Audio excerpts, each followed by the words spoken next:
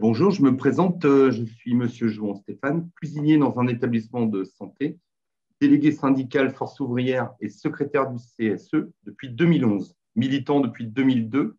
Je cherchais un syndicat apolitique où chaque adhérent puisse s'exprimer, où l'on puisse se former grâce au congé formation, en économie, en droit du travail, en communication, en négociation, etc. Pour ensuite aider mes collègues. Alors, en janvier 2016, mon employeur m'a notifié une mise à pied disciplinaire de 3 jours. J'ai contesté cette sanction et saisi le syndicat Force ouvrière et alerté l'inspection du travail. Force ouvrière m'a tout de suite soutenu. Nous avons saisi le conseil des prud'hommes.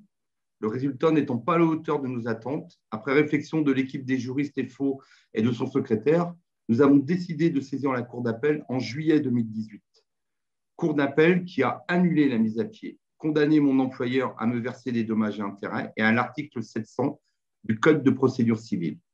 2016-2020, 4 ans, la justice est passée avec toujours cet accompagnement de FO tout au long de la procédure. Ils ont été condamnés et donc c'est un soulagement pour moi puisque mon employeur, attaquant le délégué syndical de l'établissement, il y avait quand même un enjeu important au sein de l'établissement, aux yeux de mes collègues, aux yeux de mon équipe aussi syndicale de l'établissement.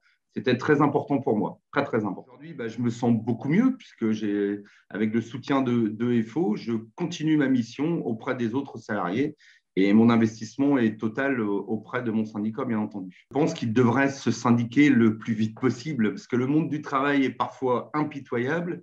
Vous avez des devoirs, mais aussi des droits. Vous ne pouvez pas toujours affronter seul votre employeur. Le syndicat Force ouvrière, avec ses conseillers du salarié, ses délégués syndicaux, ses juristes, vous accompagnent dans vos démarches, dans le respect du Code du travail, des conventions collectives et de la personne humaine. Et c'est très, très, très important.